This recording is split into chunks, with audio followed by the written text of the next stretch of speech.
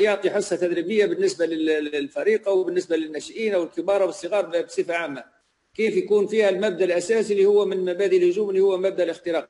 زي ما قلنا نحن الاختراق اللي هو تمريرة بينية أو تمريرة في خلف المدافعين، سواء كانت بالتمرير أو بالتسديد. نجول للمبدأ الثاني اللي هو مبدأ المساندة، يعني حامل الكرة ضروري يجد المساندة سواء من اليمين ولا من الشمال ولا من خلف الأمام. يبدأ هنا المبدأ الأول اللي في المساندة وفي السبورت، أن التفكير المهاجم وتفكير اللاعب حامل الكرة ضروري يكون التفكير نتاعه دائما متجه للعب الكرة الأمام، ما يلقاش الخيار الأول للأمام، يبدأ عنده هو الخيار الثاني على اليمين على الشمال. في حالة غياب الخيار الأول وغياب الخيار الثاني يبدأ اللعب باللاورة وترجع الكرة تدور من جديد، على أساس نحن باش نجد كيف نلعب نحن الكرة قدام عن طريق المساندة.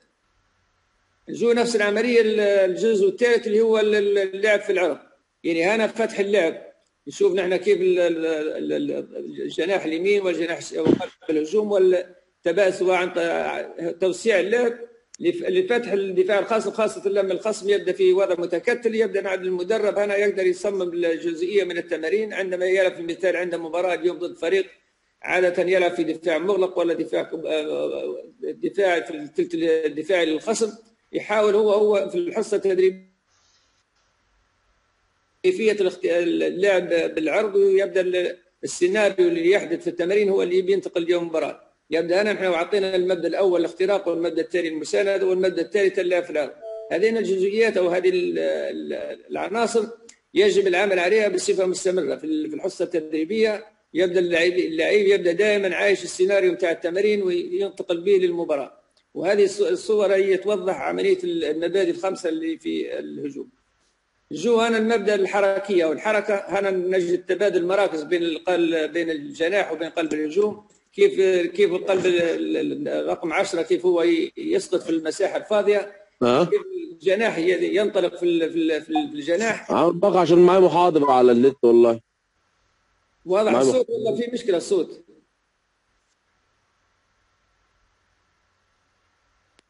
تمام يا دكتور الصوت، كمل حضرتك. تمام زي الفل يا كابتن محمد. هنا نحن نشوف تبادل المراكز بين اللاعبين او الروتيشن زي ما في الحصه التدريبيه. لما نحن نصمم حصه تدريبيه على هذه المبادئ، يبدا نحن عملنا عامل نموذج رائع بالنسبه للاعبين، كل لاعب يفهم الدور بتاعه اثناء اللعب، امتى يكون اللعب في العرض، امتى تكون في حركيه، امتى يكون في اختراق، امتى يكون في التسديد. يبدا المدرب هنا الحصه نتاعها مبنيه على اسس علميه تتمثل في المبادئ الخمسه للهجوم. جول الامبروفيزيشن هنا او الكريتيفيتي الخلق او الابداع، يعني انا في التكتل دائما نحب نحن نتحدث دائما بصفه عامه ان كره القدم والحقيقه كل هي اللعب واحد ضد واحد، واحد ضد واحد. انا يبدا فيه ابداع ويبدا فيه انا ممكن كور بينيه يلعب هو زميله واحد اثنين، وكيف نحن نضع الكره في ظهر الخصم وفي ظهر الدفاع. وهنا يعطينا الاسبقيه دائما في اللاعبين اللي عندهم المهاره واللي عندهم القدره، خاصه لما يبدا قدامنا نحن دفاع متكتل او مجموعه من اللاعبين في وضع متكتل. هذه المبادئ تساعد المدرب على العمل اثناء الحصه التدريبيه. بالمقابل هذا السيناريو يتم عاده في المباريات، سواء المباريات الدوليه او المباريات الحربيه، في اي مباراه فيها مبادئ وفيها اسس تبنى عليها الوحده الحصه التدريبيه والوحده التدريبيه. يبدا دائما نحن عملنا مبني على منهجيه علميه صحيحه، لان الخمس مبادئ الاساسيه للهجوم. نجو نحن للمراحل الهجوم، يعني عندنا مرحله التحول من الدفاع الى الهجوم. عادة لما التحول كيف يكون من الدفاع للهجوم، لما الخاص أو الفريق يفقد الكرة في الهجوم يتحول للدفاع. هل استراتيجية المدرب تطلب التدخل مباشرة من المدافعين عند فقد الكرة؟ هل استراتيجية المدرب تطلب من اللاعبين التراجع؟ هناك استراتيجية يعمل على ضوء المدرب، والاستراتيجية هذه هي اللي بناء عليها اللاعبين بيتم تنفيذ عملية العمل أثناء المباراة. فهذه هذه الجزئيه اللي تحول من الدفاع للهجوم، كل مدرب عنده فلسفه خاصه. في بعض المدربين يحبوا ان بمجرد ما فقد الكره تبي تدير ضغط مباشر، في بعض المدربين بعد فقد الكره الرجوع وبناء التنظيم الدفاعي وبعدها الذهاب لافتكاك الكره. هذه كل الجزئيات هذه تعتمد على استراتيجيه وعمل المدرب اثناء الحصه التدريبيه. زي ما قلنا نحن فتح اللعب وخلق المساحات، دائما في فتح اللعب نخلق مساحات. حصة تدريبية دائما متكونة من هذه المراحل ومن هذه الجزئيات اللي هي الجزئيات الخمسة. الجزئيات الخمسة هذه أجزاء أساسية في لعبة كرة القدم. المدرب الذكي، المدرب يحسن التعامل مع الحصة التدريبية، هو اللي يستغل هذه المبادئ في العمل اليومي مع اللاعبين. كل لاعب من الفريق يمكن ان يساهم طبعا في الهجوم بان ياخذ مكان مناسب لاستقبال اللاعب. عاده نحن نقول نطلب دائما من اللاعب اللي يمرر ضروري ياخذ مكان، او من اللاعب اللي يمرر يعدي في المساحه. وهنا المبادئ هذين مراحل يسموا فيه مراحل الهجوم. الهجوم المرحله الثانيه اللي هي التحول من الدفاع الى الهجوم. من اللحظه لاستعاده الكره طبعا جميع اللاعبين بتغير ادوارهم. ممكن في الظهير ايمن كان في الجناح، انا قاعد مهاجم ماهوش ظهير، انا الادوار دائما تتغير. يتغير اللعب مباشرة من الدفاع إلى الهجوم، وهكذا بين الدفاع والهجوم، الانتقال من الدفاع إلى الهجوم والانتقال من الهجوم إلى الدفاع عند فقد الكرة. استغلال المساحات عند المنافس عندما يكون مهاجما، دائما نستغل المساحات. المهاجم لما يفقد الكرة في اللحظة هذا شو مطلوب منا نحن عند الحصول على الكرة، نبي نستغل المساحات اللي تركها الخصم.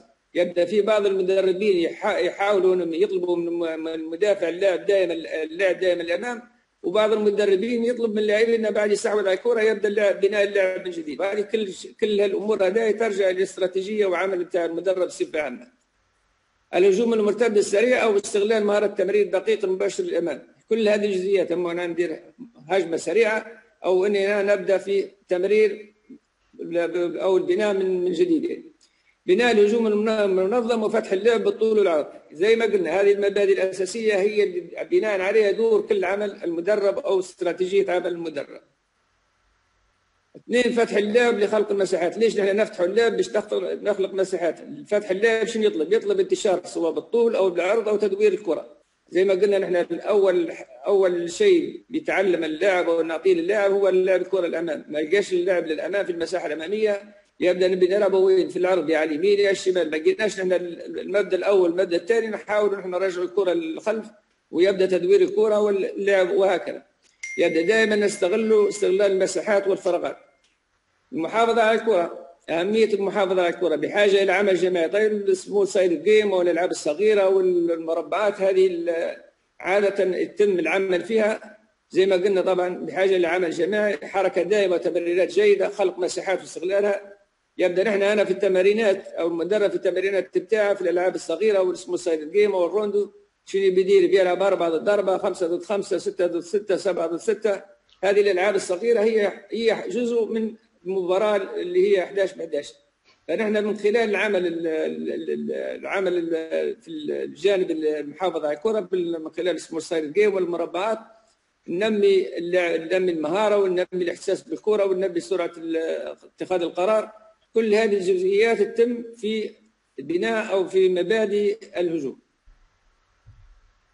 تطوير الهجوم في وسط الملعب. بناء الهجوم هو احد مشكلات كلينين عاده. ديما للاسف دائما نلقوا نحن في كرتنا ان اللاعب دائما الحقيقه نتاع اللاعب هي في الثلث الهجومي، وكثير من الفرق تجد مشاكل لما تلعب ضد فرق عندها قدره دفاعيه وعندها دفاع منظم في الاختراق او في اللعب في عرض الملعب او في رفع الكره.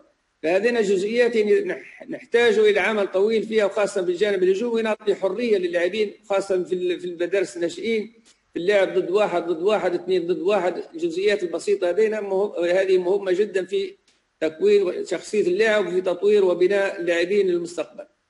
الجري الحر زي ما اعطينا نحن الحركيه هذه مطلوبه سواء بالطول وبالعرض. استغلال المساحات في الاجنحه، تغيير اللعب، تبادل التمرير هات وخذ، التمرير الحيطيه، ايقاع اللعب اللي هو الرتم بتاع اللعب، الاختراق وسط الملعب ووسط الجري بالكره. كل هذه الجزئيات هذينا تتم عليها العمل اثناء الحصه التدريبيه، والجزئيات هذينا جزئيات مهمه يجب ان نعطيها الاولويه في العمل، نعطيها الاهميه في التمارينات، وما هيش بيوم ولا اثنين. هذه عمل مستمر وعمل متواصل ما دام الرياضي موجود في الملعب والمدرب موجود في الملعب. هذه الجزئيات ضروري تعطيها الاولويه في العمل قبل اي شيء اخر. الهدف من العمل هذا كله نحن نبيش نصل الكره ونضع الكره في الثلث الهجومي بتاع الخصم. نخش واضح الدكتور، فيش اي سؤال في البرنامج مبادئ الهجوم؟ دكتور واضح الكلام؟ واضح زي الفل كده، احنا ماشيين زي الفل. هنخلي الجزء بتاع الهجوم، هنخلي الاسئله بتاعته في الاخر. نحن قلنا عندنا تو 5 مبادئ في الهجوم، الخمس مبادئ في الهجوم يجب العمل عليها بصوره صحيحه وبصوره يوميه مع الفريق، سواء مع الناشئين ولا مع الشباب ولا مع العواصم ولا مع المنتخبات. هذه المبادئ هي اساس نجاح عمل المدرب. يبدا المدرب منين ياخذ الحصه التدريبيه؟ كابتن محمد، لو حضرتك حابب ان احنا الجزء بتاع الهجوم نفتح عليه الاسئله وبعد كده نشتغل الجزء بتاع الدفاع، اوكي. لو حضرتك حابب ان احنا الاسئله نكمل افضل.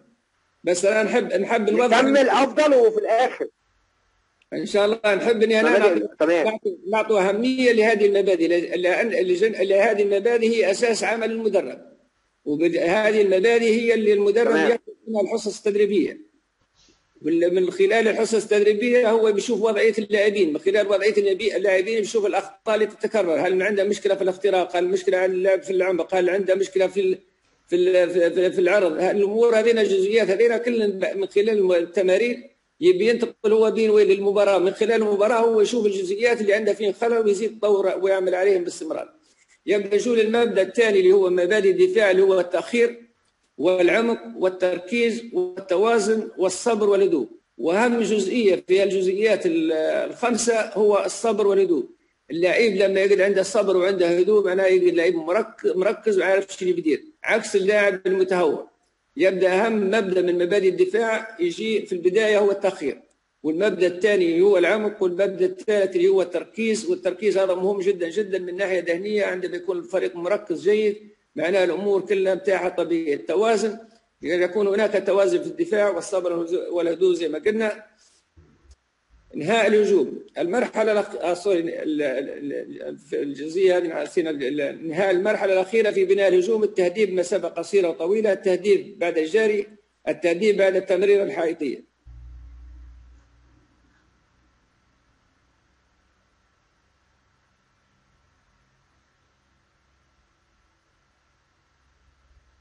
الدفاع اول مبدا قلنا هو مبدا التاخير. مبدا التاخير اللي هو تعطيل الهجوم، زي موجود نحن عندنا في الصوره تو هنا كيف الرقم، كيف المدافع. انا المبدا الاول اللي هو الديلي او مبدا التاخير، هو تعطيل الهجوم. اول شيء يقوم به المدافع هو التعطيل، يعني ليس الدفاع، ليس السقوط، ليس التهور. يبدا اول مبدا من مبادئ الدفاع هو المبدا التاخير. تاخير باش انا نعطي فرصه للاعبين الوسط يتراجعوا، المهاجمين يتراجعوا، المدافعين يتراجعوا، خاصه لما نفقد الكره انا في الثلث الدفاعي او في الثلث الاوسط. يبدا مطلوب من اللاعبين هنا رقم واحد ان نديروا تاخير باش نعطي فرصه للاعبين لما يتراجعوا. العمق، وضع الدفاع في الملعب. التوازن هو قوه الدفاع في ارجاء الملعب. رباطه الجسم والصبر والانضباط والتركيز مهم لتجنب الاخطاء البسيطه وهي الفرص الغير مستحقه للخصم. يعني مرات هنا الصبر هو يجب ان يمتلكه كل اللاعبين، والمبادئ الاخرى اثناء اللعب. يبدا كل اللاعبين هنا يكون عندهم تركيز، يكون عندهم آلية العمل كمجموعه او كفريق. يبدا اول مبدا نتحدث عنه باستمرار وناخذوه في التمارينات ان يكون هو مبدا التاخير. مبدا التاخير كيف نعطل الهجمه حتى يرجع الفريق، وبعد انا ممكن لما لقيت انا الفرصه امامي يعني انا عندي انقضاض عندي تغطيه وعندي توازن، يبدا انا في اللحظه هذه نقدر ندير انقضاض على الخصم، ونقدر حتى واني ما تحصلش على الكره يبدا انا عندي تغطيه وعندي كفر من زميلي. نجو المبدا المسانده، يعني هنا المدافع رقم 3 اللي هو داير ضغط او داير تاخير، عنده مسانده من لاعب 5 ورقم 4 ورقم 2. الفريق هنا كله قاعدين في وضع يساعد نحن على افتكاك الكره واستعاده الكره بسرعه في وضع دفاعي. انا جيت رحت المشوار ده. انا بالنسبه للمبدا انا كيف وضعيه اللاعبين او وضعيه المدافعين في الثلث الدفاعي بتاعنا. احنا كل اللاعبين غالطين جميع الزوايا امام الخصم، يعني الخصم انا ما عندهش حريه الاختراق، ما عندهش، ممنوع الاختراق. ممكن يغير الكره في العرض، ممكن يلعب لا يلعب في الخلف، ولكن احنا في وضع دفاعي ممتاز في الوضعيه هذه. نجو هنا التوازن انا كيف الدفاع نحن عندنا في وضع توازن. بنشوف نحن الكرة في الجهة رقم 7، أنا رقم 4، رقم 3 داير تغطية ونفس العملية، ورقم 5 داير تغطية وداير توازن، رقم 2 نفس العملية داير تغطية وداير توازن. يبدأ هنا في توازن في رقم 2 داير التوازن، ورقم 5 و2 دايرين توازن، هنا ودايرين تغطية. بالنسبة للاعب رقم 4 داير بلوك أو داير تعطيل رقم 7، وأنا الوضع الدفاعي بتاعنا نحن في وضع ممتاز جدا جدا. وعندنا هنا لاعب الوسط قال مع لاعب الوسط، وعندنا في الجهه الاخرى نفس البر. يبدا هنا وضعنا من ناحيه التوازن الفريق ممتاز 100%. يبدا هذه الجزئيات يجب ان يتم علينا العمل باستمرار في الحصه التدريبيه من خلال العمل اللي يسمى فيه التيم شيب للشكل الفريق، كيف نحن نديروا التمركز امام حامل الكره، كيف نديروا التغطيه، كيف نديروا التوازن، كيف نديروا العمق. هذه الجزئيات مطالب بها المدرب اثناء الحصه التدريبيه ان يعمل عليها. ممكن نعمل عليها في نفس الحصه بنفس الافكار وبنفس العمليه بنفس التكرار وبنفس التكرار، لان هذه الاخطاء او هذه الحالات اللي تحدث دائما في المباراه. الهدف نحن في التمارين باش نمشوا به للمباراه، والاخطاء اللي نرجعوا بها من المباراه هي اللي يتم معالجتها اثناء التدريب، سواء كانت عندنا مشاكل في التعطيل، كانت مشاكل عندنا في الضغط، كانت مشاكل عندنا في التغطيه، كانت مشاكل عندنا في التوازن، كانت في المباراه. كل الجزئيات هذه يتم عليها العمل بصفه عامه اثناء الحصه التدريبيه. يبدا المدرب انا عنده جزئيات سواء كانت في الهجوم او في الدفاع. نجو هنا الانضباط هو الديسبلين، يعني ما يكونش اللعيب متهور في هنا واحد ضد واحد. الفرصه انا بالنسبه ما كانش عنده صبر المدافع، المهاجم تتخلص من المدافع، انا قدامه فرصه انه هو يرفع الكره قدام المرمى، عند المهاجمين قاعدين في وضع ممتاز. يبدا انا كان صار في تهور واحد ضد واحد. دائما نحن نتحدث بصفه مستمره حقيقه اللعب دائما واحد ضد واحد. اذا كان الفريق بتاعك او اللاعبين بتاعك مهاجمين ولاعبين الوسط والمدافعين كانوا اقوياء في واحد ضد واحد، معناها هنا كل الامور بتاعك انت في الناحيه الدفاعيه ولا في ناحيه الوسط ولا في الهجوم دائما عندك قوه فوق الخصم. يبدا كل ما نحن كنا اقوياء سواء في الدفاع في التخلص واحد ضد واحد ولا في الاندفاع الامام في الهجوم، يبدا نحن فريقنا عنده قدره ممتازه في التخلص. يبدا هنا في حاله التهور الاهلي المصري رغم مواجهات قويه وحماسيه خارج قواعده امام سيمبا التنزاني، وحقق الاهلي الفوز. بدايه الدفاع، يبدا الدفاع اول عند فقد الكره يصبح كل لاعب مدافع ويدافع. بمجرد ما الفريق فقد الكره جميع اللاعبين بيرجعوا في وضع دفاعي.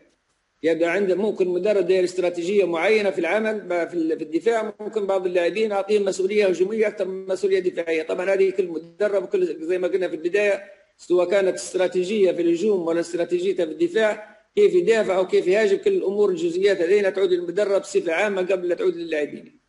عند فقد الكره يبدا الدفاع، كل لاعب يرجع يواجه الكره، يعني بعض اللاعبين يطلبوا من اللاعبين يتراجعوا، بعض المدربين يطلبوا من اللاعبين يتراجعوا، وبعض المدربين يحددوا الاستراتيجيه بتاعنا هو يدير ضغط مباشر على حامل الكره. اللاعب القريب من الكره يضغط على المنافس الذي بحوزات الكره. في بعض اللحظات نديروا ضغط وفي بعض اللحظات نديروا تاخير، على حسب الوضعيه او حسب اللاعب وقراءه اللعب وحسب اللعبه. الجزئيات في سواء كانت في التاخير او في الضغط. الفريق المتراجع التنظيم نفسه الدفاع من مرمى يتبع تكتيك مناسب. في بعض المدربين يفضلوا الرجوع في وسط الملعب وبعدها الذهاب للدفاع، بعض المدربين يتراجعوا يديروا بلوك وبعدها ينطلق للهجوم. كل مدرب واستراتيجيته وجزئيته، ولكن هذه المبادئ وهذه الاسس يجب العمل عليها بصفه مستمره لتحسين سواء الجانب الدفاعي او الجانب الهجومي في الفريق. الدفاع المنظم هو الهدف، هو ايجاد عمق دفاعي لتضييق المساحه للعب المنافس. يعني هدفنا نحن في الدفاع هو حرمان الخصم من الوصول الى الثلث الدفاعي، سواء عن طريق الاطراف او في وسط الملعب او في العمق. يبدا عندما يكون عندنا فريق منظم يعمل بصوره جديه وبصوره رائعه، يبدا هنا في تغطيه، في توازن، في تعطيل الامور الجوانب الدفاعيه المطلوبه من المدافعين تكون في اثناء الحصه التدريبيه واثناء المباراه. كل مهاجم يتم تغطيته مدافع، كل مدافع يحدد مسؤوليته، يعني كل مدافع عنده مسؤوليته. شو المدافع مسؤوليه المدافع الاول، شو مسؤوليته المدافع الثاني، شو مسؤوليته المدافع الثالث، شو مسؤوليته المدافع الرابع، شو مسؤوليته. كل مدافع عنده، الاول يعطل، الثاني يدير تغطيه، الثالث يدير توازن، وهكذا. المدافع الاخير يغطي المساحه خلف زملائه المدافعين. يجب أن يكون المدافع قويا في المواقف الدفاعية، واحد ضد واحد يستطيع أن يستخلص الكرة من النفس ومن ثم يمرها بسرعة إلى زميله. يعني احنا في بعض التمرينات نطلب من بعض المدافعين ونقولوا له لما تفك الكرة سلمها، يقول لك لا أنا نفكها ونسلمها، بس أنت غير فك الكرة صح وسلمها صح يبدأ أنت درت عمل ممتاز. ودائما في الحصص التدريبية يجب التركيز على العمل سواء مع الصغار ولا مع الكبار، دائما التركيز واحد ضد واحد، لأن أساس الكرة وحقيقة اللعب هي واحد ضد واحد. وكثيرا نحن للأسف ما نغلو في العمل سواء من الناحية الدفاعية أو الهجومية في اللعب واحد ضد واحد أو اثنين ضد اثنين أو اثنين ضد واحد، وهذين جزئيات مهمة في تكوين اللاعبين سواء في الصغار ولا في الكبار. حماية المرمى، الهدف من حماية المرمى هو منع تسجيل الأهداف. يعني عندما يكون عندك دفاع منظم يبدأ دائما، وعندك دائما تستخلص الكرة بصورة صحيحة، يبدأ هذه واحدة من أهداف من حماية المرمى. مراقبة اللاعب اللي بحوزة الكرة، المنافس يجب دائما أن يكون تحت الضغط، التمركز بين المنافس والمرمى. هذه جزئيات أنا نعرف كل الناس عرفتها، ولكن للأسف لما يجوا الحصة التدريبية الكثير لا يتحدث عنها، وهن جزئيات مهمة ومهمة جدا. يعني زي ما سواء بالصغار والكبار الجزئيات دائما في تذكير مستمر، دائما في تذكير مستمر، لأن هذه الجزئيات نظرية صح، ولكن هي اللي تطبق في الملعب. إذا اللاعب فهم واجباته في الملعب يبدأ كل الأمور بالنسبة له أثناء المباراة تكون سلسة وسهلة وما فيهاش مشاكل. السلوك الدفاعي، التكتيك الفردي، شنو الدفاع الفردي اللي يقومون به؟ الوضع الحقيقي ماذا؟ كيف يلتحم المدافع مع المنافس؟ وهي أحد الأوضاع التكتيكية تعتمد على حركة المهاجم، ويجب على المدافع أن يتحلى بالصبر ويندفع. دائما قلنا من مبادئ الدفاع أو من أسس مبادئ الدفاع هو الصبر وعدم التسرع. كثير من المدافعين يقعوا في أخطاء فادحة نتيجة عدم الصبر، نتيجة التسرع، وهذه الجزئيات يجب نكمل العمل عليها أثناء الحصة التدريبية، وخاصة في المواقف واحد ضد واحد. من هنا نستطيع أن نقوي الجانب الدفاعي ونقوي الجانب الهجومي في نفس الوقت. أنواع التمرينات اللي احنا ممكن نستخدمون زي ما قلت، الالتحام في المواقف واحد ضد واحد داخل منطقة الجزاء، يجب إبعاد الكرة من المنافس. يعني كثير من اللاعبين في لحظات يتهور ويعطي هدية للخصم نتيجة عدم التركيز، نتيجة عدم الهدوء، نتيجة عدم الصبر، نتيجة عدم الدخول الصحيح. وهذه الجزئيات زي ما قلنا نحن لما نغفل الجزئيات والعمل عليها في التمرينات يواجه المدافع ويواجه المدافعين وبضغط على المهاجم في الوقت المناسب. اللعب الدفاعي يبدأ عند فقدان الكرة وينتهي عند الاستحواذ واسترجاع الكرة. هذه مبادئ يتم عليها العمل في الحصة التدريبية وبصورة مستمرة وبصورة يومية. حقيقة العمل هو العمل على هذه المبادئ. الغياب أو استبعاد العمل لهذه العناصر ما يعطيش نتائج إيجابية أثناء المباراة. طريقة تنظيم المدافعين، تحديد الأدوار، مراكز اللاعبين التي تتعلق مسؤول كل لاعب يوم المباراة سواء في الجانب الدفاعي أو لاعبين الوسط أو المهاجمين عندهم أدوار، كل لاعب عنده دور وعنده مسؤولية، كل لاعب يتحمل مسؤوليته أثناء اللعب. كل الجزئيات اللي تخص هذه الواجبات يجب أن تتم أثناء التمرينات وبصفة دورية. أي شكل دفاعي يطبق يجب أن يكون هناك تكاتف لمساندة الدفاع في مواقف صعبة، زي ما قلنا المساندة، زي ما قلنا في الدفاع ولا في الهجوم. اللاعب حامل الكرة أو المدافع اللي داخل على الكرة يحتاج إلى التغطية ويحتاج إلى المساندة. حامل الكرة نفس العملية، بيحتاج إلى مساندة ويحتاج إلى تغطية، نفس البرنامج. يبدأ نحن هالجزئيات هذين كلهم يجب نعطون الأولوية في العمل أثناء الحصة التدريبية. التطبيق عملية طويلة وشاقة، ولكن مع التدريب المستمر يصبح لدى اللاعبين الخبرة والثقة المطلوبة. كل ما كثفنا نوعية التمارينات في الحصة التدريبية واحد ضد واحد واثنين ضد اثنين وثلاثة ضد اثنين، كل ما قوينا نحن الجانب الدفاعي والجانب الهجومي عند اللاعبين. الدفاع في الثلث الهجومي، نحاول نحصل الكرة في جهة معينة وتوجيه الهجمة. يعني عادة دائما المدافع يوجه المهاجم في الجهة اللي هو ما يكونش فيه خطورة على المرمى. الدفاع في وسط الملعب، شنو الهدف؟ منع وإيقاف التمريرات الأمامية. الأولوية الأساسية تأخير الهجمة، استعمال الخبرة. في بعض اللاعبين في لحظات يتهور ويخرج بكارت أحمر، ليش؟ لأنه ما عندهاش خبرة، وهذه حدث أكثر مرة في بعض الدوريات في أوروبا. الدفاع في الثلث الأخير، منع التمريرات المباشرة، المساندة الجيدة، إيقاف اللعب خارج منطقة الجزاء. كل هذه الجزئيات يتم عليها العمل. هذه صح جزئيات نظريه، ولكن جزئيات مهمه في الجانب التطبيقي وفي الجانب العملي اثناء الحصه التدريبيه. نوع من التمارينات، مبادئ دفاع 1 ضد 1 زي ما قلنا، ولا 2 ضد جزء من هذه الحصه. هنا كيف المدافع الاول كيف يدخل على الكره، والمدافع الثاني كيف يدير تغطيه، ودائما تتغير الادوار. هذا من الجزئيات المهمه في العمل الدفاعي. هنا قبل اتخاذ اي قرار بشان نظام اللعب يجب ان تعرف وتدرك ان النجاح الدفاعي يعتمد عليه 1 ضد 1. الحقيقه نتاع الكره يجب ان تطبق يوميا 1 ضد 1 مع الفرق الاولى ولا الفرق في الدرجه الثانيه ولا في الاشبال ولا في الاواسط. الجزئيه هذه مهمه جدا جدا. عند كل ما يكون عندك مدافعين عندهم القدره على افتكاك الكره والمواجهه 1 ضد 1، كل ما كان عندنا دفاع قوي، كل ما عندنا كانوا لاعبين اقوياء وعندهم قدره على الالتحام.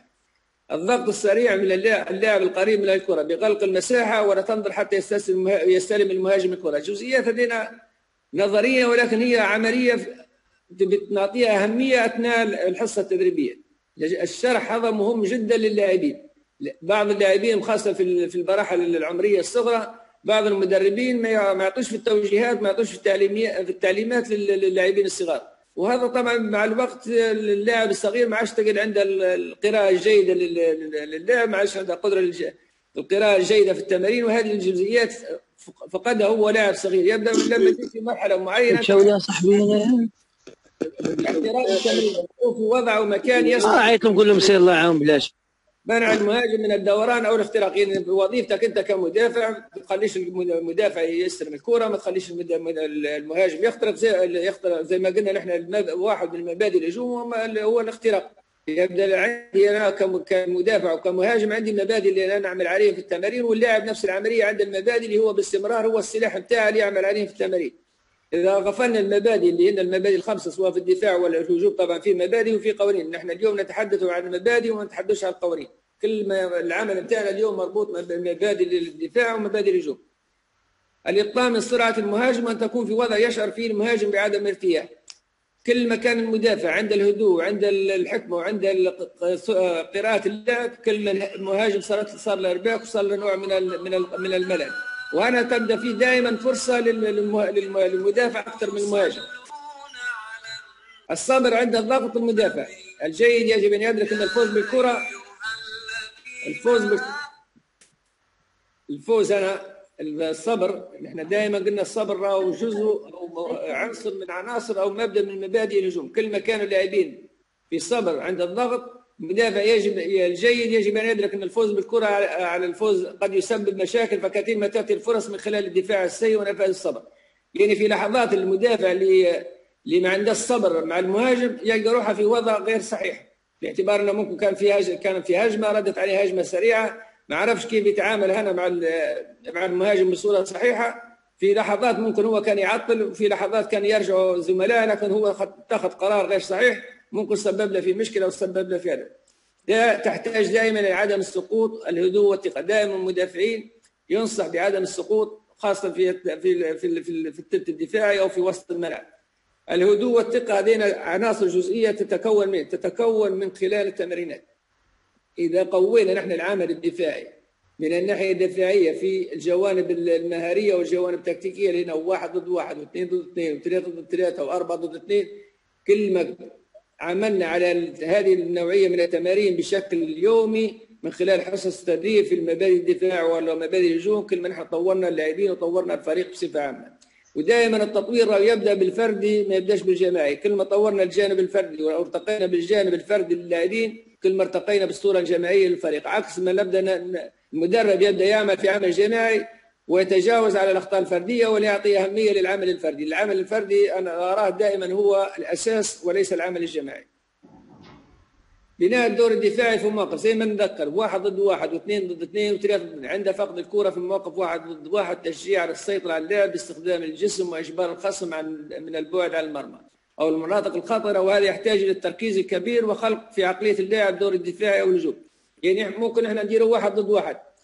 المدافع هنا المهاجم لما يفقد الكره شنو بيقعد وضعه؟ بيقعد في وضع دفاعي. يبدا هنا من خلال التمارينات الصغيره 1 ضد 1 خلقنا عند اللاعب العقليه الهجوم وعقليه الدفاع في نفس الوقت. قد ما يكونش بالصوره اللي يطلبها المدرب، ولكن مع الوقت يبدا المهاجم عنده دور دفاعي بمجرد ما فقد الكره، عنده دور دفاعي يقوم به. يبدا غرسنا نحن من خلال التمارينات الصغيره ومن خلال المربعات ومن خلال الصيد الجيم هذينا، اعطينا اهميه للالعاب الفرديه، واعطينا اهميه لتنميه صناعه القرار، واعطينا اهميه لتكوين شخصيه اللاعبين. وهذا طبعا يحتاج الى رغبه قويه من اللاعب لوقوف الخصم، والخصم وذلك بتشجيع اللاعبين بعضهم كل اللاعبين اثناء الحصه التدريبيه او اثناء المباريات، كل لاعب بيحفز لاعب اللي هو الكوميونيكيشن او الاتصال اللاعبين مع بعضهم. هذا هو النهج الصحيح لتعزيز الجانب الدفاعي عند اللاعبين كمجموعه واحده، وهذا يحتاج الكثير من العمل والتكرار المستمر وبشكل منظم، وليس فقط بعد الاداء الضعيف، لان نحتاج الى كيفيه الاداء الصحيح عندما الخصم يقوم بحوزات الكره. يبدا هذه الامور تحتاج الى وقت كبير، تحتاج الى جهد، ويحتاج الاستمراريه، والاستمراريه تحتاج الى وقت. الامور هذين كل عندهن اهميه في الحصه التدريبيه، يجب ان نعطيها الاهميه زي ما قلنا في الجوانب الخمسه اللي هنا في الهجوم، والجوانب الخمسه في الدفاع. عمل المدرب بصفه يوميه مركز على هذه الجزئيات، لان هذه الجزئيات هي اللي بيواجهها اللاعب يوم المباراه. إذا كان العمل تم عليه بصورة صحيحة أثناء الحصة التدريبية، صدقني أمورك 100% حتكون ماشية. الأخطاء طبعا واردة، والأهداف في أي لحظة ممكن تجي من أي خطأ سواء من المدافع أو المهاجم، ولكن لما نعطي الأهمية للعمل. هناك الكثير من التمارين الخاصة بتحسين العمل في الجانب الدفاعي وأيضا في الجانب الهجومي، زي ما قلنا نحن الخمس جزئيات اللي هنا في الهجوم والخمس جزئيات اللي هنا في الدفاع. يجب أن كل جزئية نعطيها، يعني كل جزئية. الاختراق عندنا أكثر من تمارين، في المساندة عندنا أكثر من تمارين، في اللعب بالعرض عندنا أكثر من تمارين، يعني تمارينات لا تحصى ولا تعد، تبنى من خلال هذه المبادئ. الأخطاء الشائعة أنا بنحدد دائما عن اللاعبين الصغار، الأخطاء الشائعة عند اللاعبين الصغار وبعض الكبار، منع الكثير من الخيارات المهاجم، التسديد والتمرير والاختراق. الشباب الصغار يعني ما عندهمش التركيز العالي في المباريات، خاصة بيعطي الفرصة للمهاجم يسدد أو في التمرير أو في الاختراق، يعني عدم التحلي بالصبر. الانطلاقات الضعيف، اللاعب الصغير عند فقد الكرة عادة ما يضع راسه في الأرض، ما يجعل زملائه في وضع دفاعي صعب. يعني اللاعب الصغير لما يفقد الكرة ينسى روحه في لحظات وفي ثواني، انه يخلي زملائه ويخلي الفريق في وضع محرج، وهذا دائما يحتاج الى تنبيه ويحتاج الى تنبيه. دور المدافع الاول امر حيوي لنجاح الفريق، ان كان العمل ضعيف سيتعرض الفريق كل مشاكل، وهذا يجب العمل بصوره متواصله في تعليم مبادئ الدفاع الفردي واحد ضد واحد باعتباره هو اساس اللعبه، وهذا لا ينطبق على الدفاع فقط ولكن ايضا الهجوم. حقيقه اللعب هي واحد ضد واحد في كل الامور، سواء في الدفاع ولا في الهجوم، الحقيقه هي واحد ضد واحد. كل ما قوينا نحن العمل واحد ضد واحد من القاعده من الاساس، كل ما ارتقى مستوى اللاعبين الى ان يصلوا للمنتخبات الوطنيه. كل ما اغفلنا العمل الفردي كل ما واجهنا مشاكل في المستقبل. ولهذا دائما ننصح ان حقيقه اللعب وحقيقه المباريات او الكره بصفه عامه هي واحد ضد واحد. عندما المدافع نتاعك يكون عنده قدره على الالتحام والقدره على افتكاك الكره والثقه في النفس، في واحد ضد واحد كل ما كان عندك فريق قوي. وايضا المهاجمين كل ما كان عندهم القدره على التخلص من الخصوم، واحد ضد واحد كل ما كانت عندك هنا فرصه دائما اكبر للفوز في المباريات.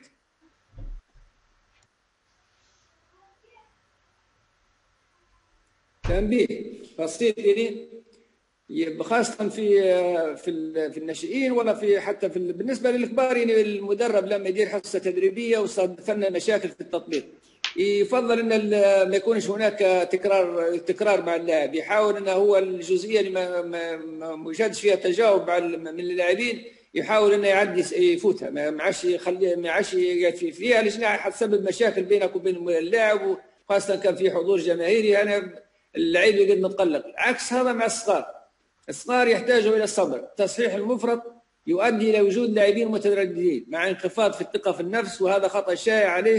عليك ان تسمح لهم بالتعلم من خلال التكرار وبعض النصائح في الوقت المناسب. كثير من المدربين يحاولوا يقلقوا اللاعبين الصغار بالتصليح، يعني كل في خطا بيصفر كل خطا، خلي اللاعب يقوم بالعمل بتاعه وبعدها انت تصلح. ليش؟ ان التصليح بصيغه مستمره. اول حاجه يبدا تردد عند اللاعب ما عادش يخلي عنده هو ثقه في نفسه، وهذه الاخطاء للاسف تحدث في ملعبنا بصفه دوريه للاسف. إن لم تشاهد المتعة والحافز عند اللاعبين لتوقع تحسن اللعب. يعني في أثناء التمارين إذا ما وجدتش اللاعبين مبسوطين واللاعبين يبذلوا في جهد واللاعبين ماشي أمورهم 100%، معناها لا تتوقع أن اللاعبين بتاعك والفريق بتاعك يصير له تحسن أو ارتقاء في مستوى اللعب. اللعب ضروري يكون فيه متعة ويكون فيه تحفيز للاعبين. عكس هذا كل الأمور تبدأ في الأمور في الناحية التدريبية غير صحيحة. الحاجات اللي بنركزوا عليها تدريب بكتل القدمين، تدريب على الحركه، تحرك بدون كره، هذه جزئيات مهمه. كيف نعلم اللاعبين، وخاصه ان احنا دائما نتحدث انا شخصيا عن الصغار، كيف اللاعب يمرر يعطي الكره، كيف اللاعب يعدي ياخذ مكان، كيف اللاعب يساند زميله، كيف المدافع يتم تغطية. هذه الامور هذين كل يجب العمل عليهم بصوره صحيحه من الصغر. القدره على التمرير واللعب للامام قبل ان يتمكن الخصم من توظيف صفوفه يحتاج إلى المتعة والمنافسة. كل ما كانت هناك متعة ومنافسة بالتمارين كل ما تم الارتقاء بالمستوى. هذه الجزئيات يجب أن نغفلها خلال الناحية التدريبية. نعطينا تمارين فيديو بسيط هيك. أنا المبادئ نتاع الدفاع يعني شرحناها أنا بدري، مبحون أنا في الصورة بصفة عامة، يعني كيف يكون التعطيل وكيف يكون العمق وكيف يكون السبورت وكيف يكون التركيز. يعني أنا التعطيل يعني كيف الآن رقم 3 يعطل اللعيب رقم 9، أنا باش يصغر المساحة بينه وبين الخصم. أنا كيف صارت عملية التغطية، أنا كيف الأربعة والخمسة كيف قاموا بالتغطية وكيف التنين نفس العملية.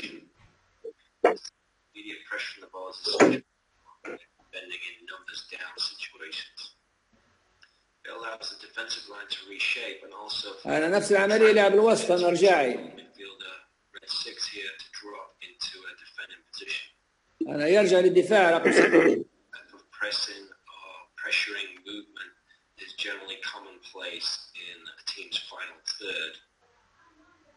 Higher up the field, however, in the attacking third, teams may choose to drop off and not press or put immediate pressing players on the ball to delay until a certain point on the field.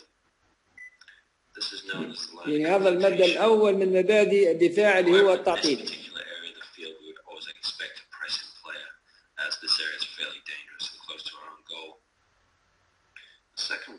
أنا مساندة. Applies to those players closest to the pressing player. The players nearest the challenging player or the pressing player try to. أنا اللاعبين اللي حول اللاعب اللي حامل الكرة أو التحدي بالكرة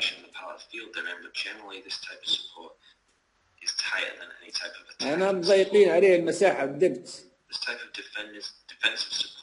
أنا مساندة من المدافعين.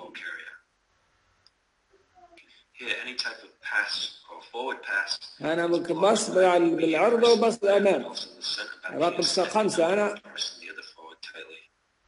قاعد يفكر معاي في وأنا نفس العملية كان يفكر يلعب هو في العرض، أنا رقم 2 يستطيع أن يقطع الكرة. أنا بترجيع الكرة لا ولا نفس البرنامج، يعني 6 مع 8 وال6 مع 8 مغاير. يعني هذه الجزئيات مهمة جدا في العمل الدفاعي أو في الحصة التدريبية بصفة مستمرة.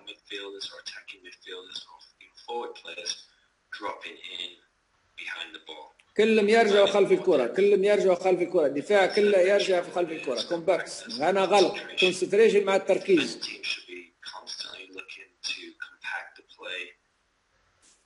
دفاع المغلق. أنا يبني تركيز، أنا بحتاج إلى تركيز في العمل. أنا كونسنتريشن نفس العملية، الغلق والتركيز. في 40 يارد أنا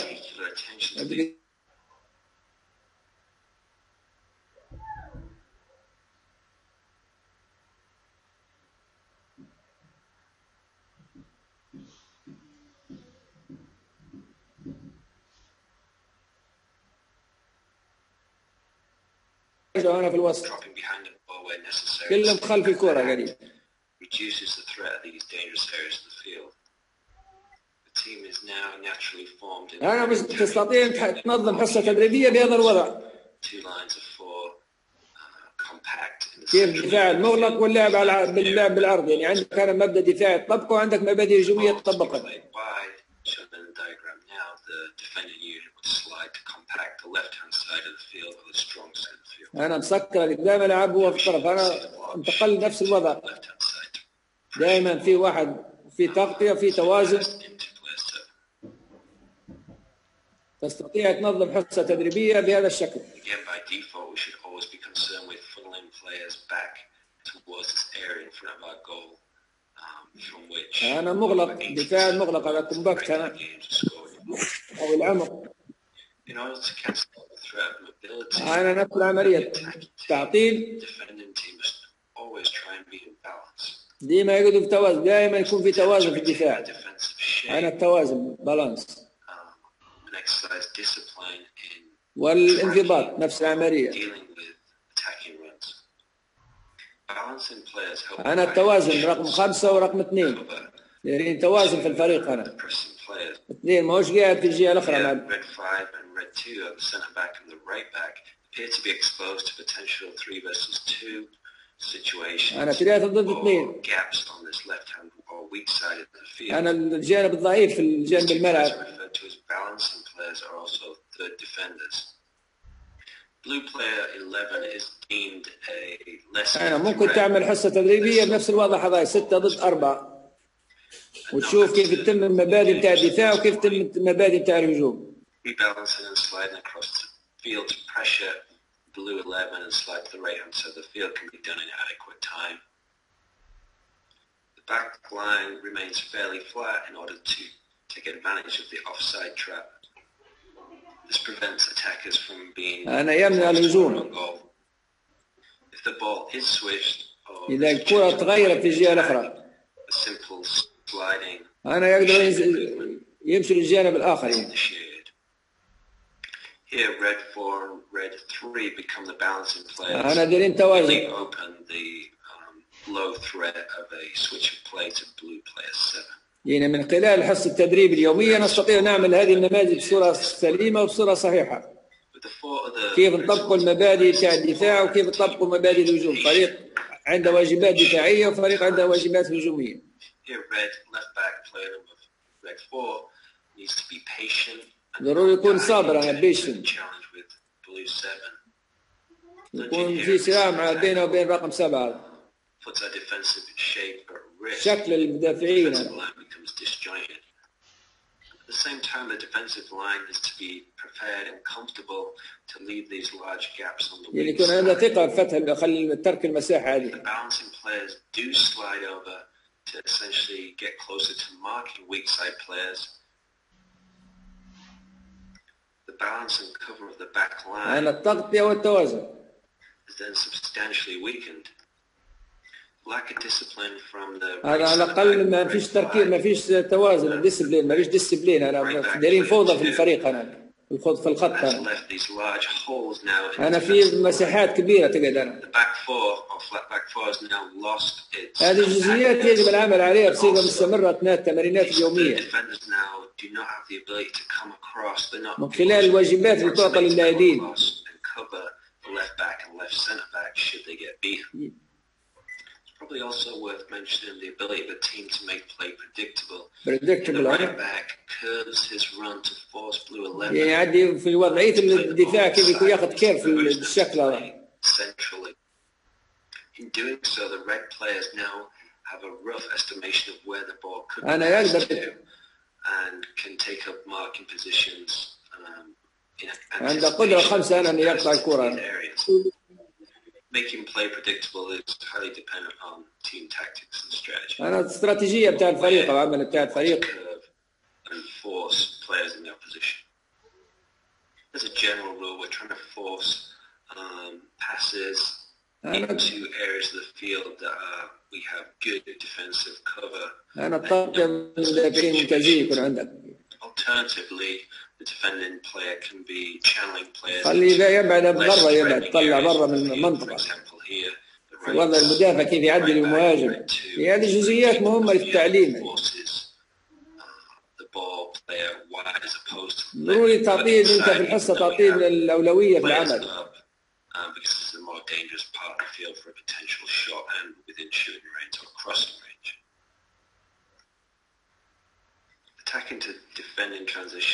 أنا انتقال من الوضع الدفاع الهجومي إلى الدفاع الهجومي.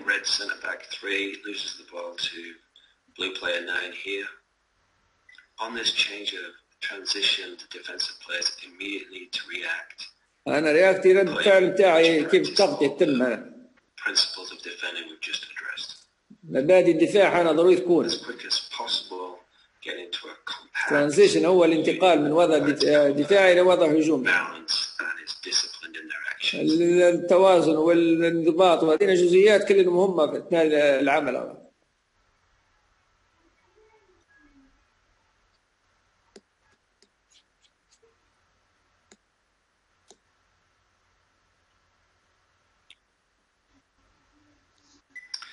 Within football, there are underlying concepts and ideas. أنا مبادئ اللعب.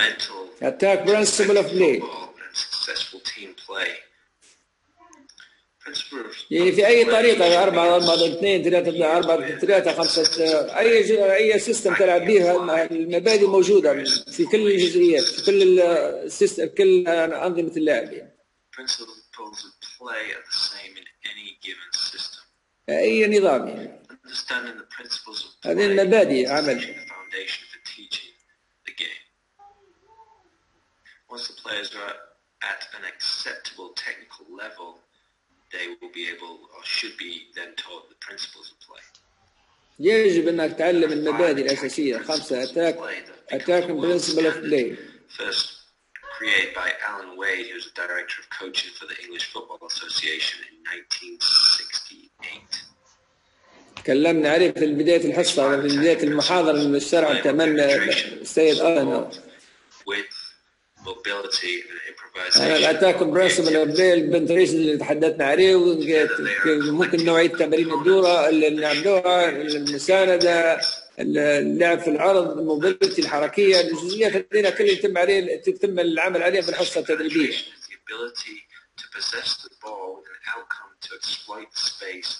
أنا اللاعب الكرة في المساحة اللي خلف المدافعين اللي هي المفروض يكون فيها غلط، ما تكونش مفتوحة بالوضع حرة.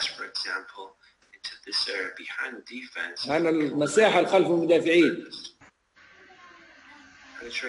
أنا بنتريشن كي الاختراق مثلا ممكن يعدي هو بروحه، ممكن يلعب 1-2.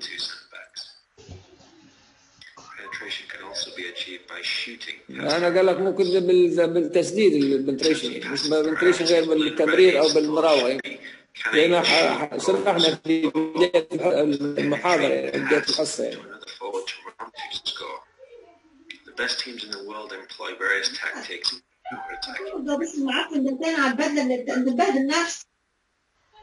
arrangement of the players. أنا تنظيم. أنا ما زال يتحدث عن الاختراق.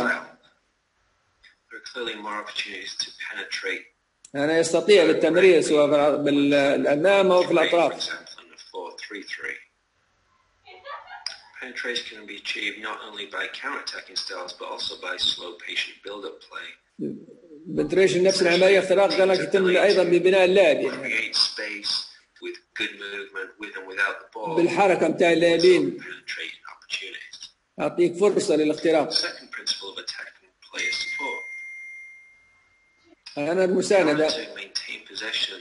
On the ball or the first attacker. قال لك أول حامل الكرة أول تفكير عنده هو يكون في الهجوم. Here we indicate the forward support. أعطيه الأولوية أنا في لعب الكرة.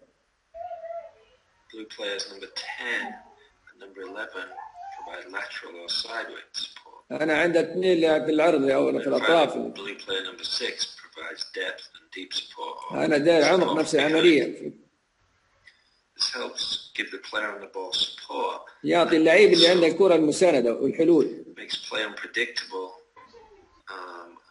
and keeps the defenders guessing where the next pass is going to go. يعني يخلي المدافعين مشغولين ما يعرفوش وين اللعبه وين بتتم. Passing diamonds. انا التمارين في شكل ممكن الجزئيه هذه نديرها في تمارين مع اللاعبين اللي هو على شكل دايم. كيف يتم التمارين؟ ممكن تدير تمارين على شكل مثلث، تدير تمارين بشكل معين. انا الشكل بتاع اللاعبين بقى كيف هذا ممكن تطبق انت في الحصه التدريبيه. دائما انا في مسانده لاعب حمل الكره من خلال تمرينات في معين او في مربع او في مثلث. انا المساند اخر نفس العمليه.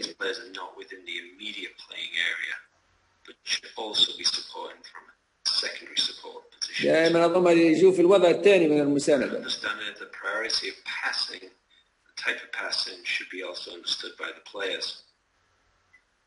The first pass we should be looking for should be the penetrating pass behind player number 9 here into space.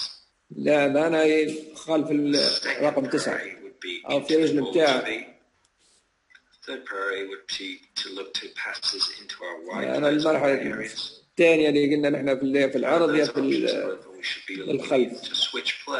تغيير اللعب من جهة إلى أخرى.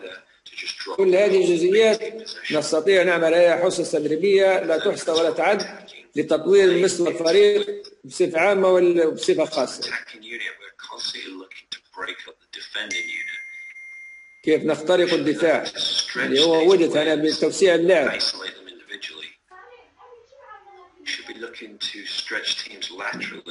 ضروري نفتح الخصم باش تحصل فرصه انك تدير فيها.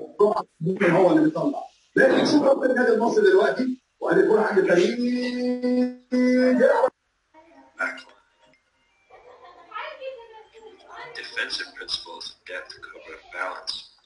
انا يحتاج للتغطيه والتوازن. And the left midfielder peeled out as far as possible. A pass into an outside midfielder generally encourages one of the outside backs of our opponents to step forward and pressure. أنا جيت خطوة وندير ضغط أنا زي ما قلنا التعطيل. To isolate the outside back potentially for a one-on-one situation without cover. أنا بدون تغطية ما عنديش تغطية. أنا أشوف لما بداش هو تغطية رقم 4 كيف تم استغلال المساحة. هذه جزئيات يجب العمل عليهم في التمرينات وبصفة دورية زي ما قلنا. المبادئ مبادئ جزئية مهمة للعمل القائد والعمل مع الفرق. It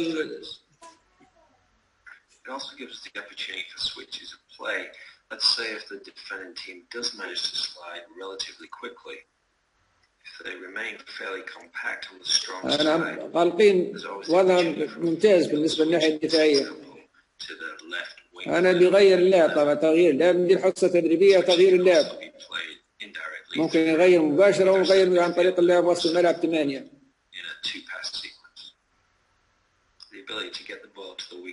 أنا بغير قال لك هو الكرة في الجانب الضعيف من الخصم.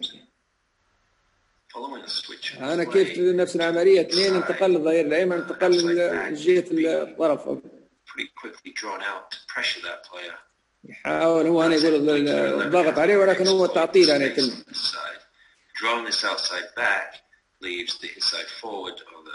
أنا خلنا 10 فاضية.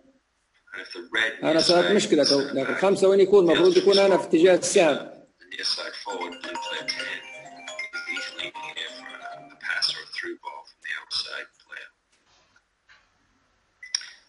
Also here with often described as dispersal, essentially means the same thing.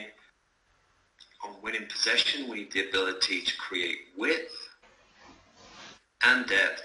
أنا يبي ندير الويدث العرض والعمق إن 2 مع بعض. أنا الحركية أخش المبدأ الرابع اللي هو مبدأ الحركية موبيليتي. أنا السرعة تغيير المراكز. اللاعبين اللي ما عندهمش كرة على الحركية أنا اللاعبين اللي ما عندهمش كرة كيف يتحركوا أثناء الحصة التدريبية. عمل هذا كله يتم في الحصة التدريبية. التوجيه دائما بالكلام، دائما في توجيه بس ايجابي مش سلبي.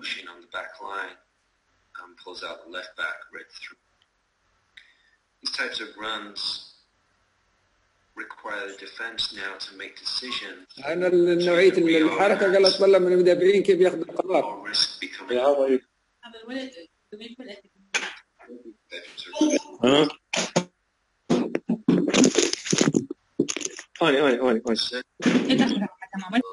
Confusion within the defense. If the defending team is not well organized and well disciplined, أنا ما فيش تنظيم ولا في انضباط. مساحات فاضية قاعدة. شوف المساحات اللي بين المدافعين. شوف 5 وين قاعد، 2 وين قاعد، 4 وين قاعد، 3 وين قاعد. أنا عنده فرصة إنه يعدي اختراق للمرمى، عنده فرصة يلعب كرة في ظهر الخصم. عامل كرة عنده حلول أنا.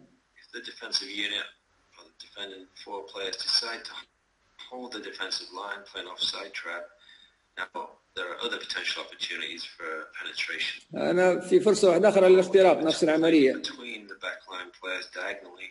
أنا كيف ممكن يلعب كرة بالقطرية ممكن. Or into the forward checking now in behind. ممكن يلعب العشرة أنا خلف اللاعب رقم 5. The interchange of two attacking players requires good. أنا نفس العملية تغيير بين اللاعبين بين 7 و9. كل هذه المبادئ يحبذ العمل مش يحبذ، يجب أن العمل عليها في الحصة التدريبية. تحتاج إلى وقت وتحتاج إلى جهد وتحتاج إلى صبر من اللاعبين ومن المدربين.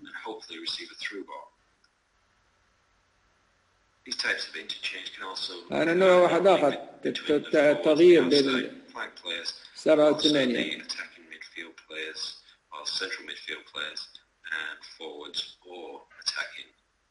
تغيير بين المهاجم واللاعب الوسط. أنا في مخاطرة نفس العملية. كان الفريق فقد الكرة يعني. اللاعبين أن يكونوا خارج اللعبة يعني.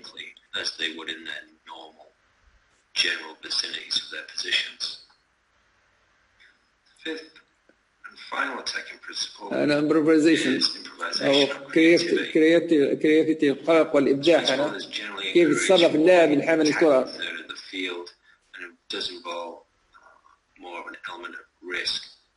أنا في مخاطرة.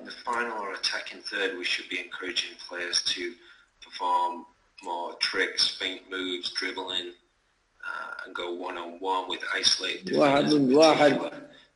Volleys, overhead kicks, or another types of individual creative movement.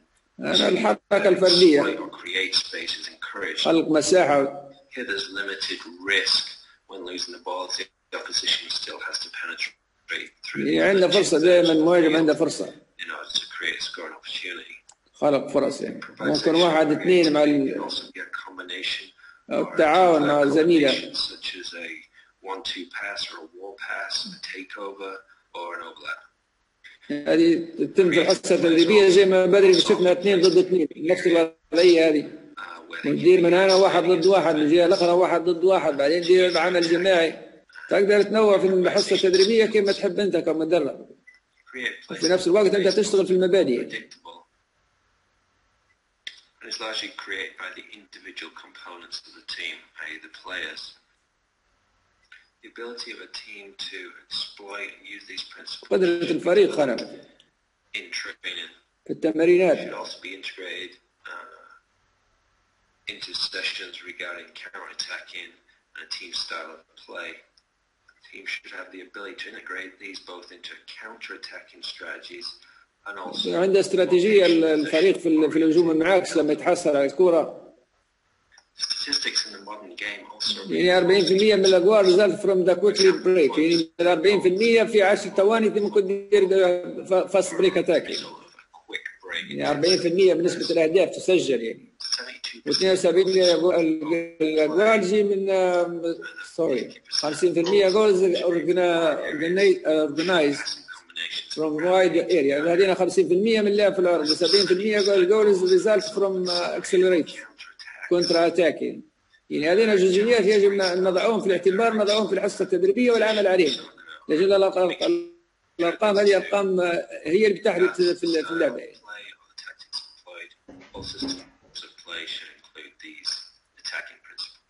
هذه مبادئ بتاع الهجوم.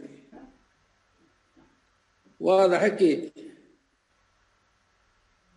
هاي استفسار ان احنا هنا بالفيديو هذا نكون وضحنا كل المبادئ او الاسس اللي تخص المبادئ في الجانب الدفاعي وتخص في الجانب الهجومي. والحصه التدريبيه يجب ما تخرجش من الاجزاء هذين، هي ما تتعلق بالجانب الدفاعي والجانب الهجومي اثناء التمرينات اليوميه وبصفه عامه، وهذا ما يحدث في المباراه وهذا ما يحدث التمارين باش ينتقل في المباراه، وبناء عليه يتم التصليح في الحصه التدريبيه في الاخطاء اللي هي صارت، سواء كانت في الاختراق ولا صارت في التاخير ولا صارت في المسانده. كل هذه الامور يجب العمل عليها مع اللاعبين وبصفه دوريه ومستمره، والعمل ناكد ونركز اخر العمل الدائم الفردي ياتي قبل العمل الجماعي في مثل هذه الوضعيات. دكتور كابتن محمد الله ينور. واحلى حاجه في الموضوع موضوع التطبيق الفيديوهات في الاخر دوت كان شيء جميل، وممكن يبقى فيه ابداع من ناحيه التنوع في التدريبات، من خلال ان هو انا شايف ان كل مركز بيشتغل في المركز بتاعه، يعني بيبقى فيه رؤيه ليه. استاذن سيادتك بس لو في اسئله على المبادئ الدفاعيه او المبادئ الهجوميه، نشوف الاخوه كده، اي حد ليه سؤال يا جماعه يرفع ايديه واحنا هنفتح له المايك ان هو يتكلم. كابتن محمد حمدان من كندا، اتفضل يا كابتن محمد يا اللي وحشني. حبيبي الله يرضى عليك يا استاذ.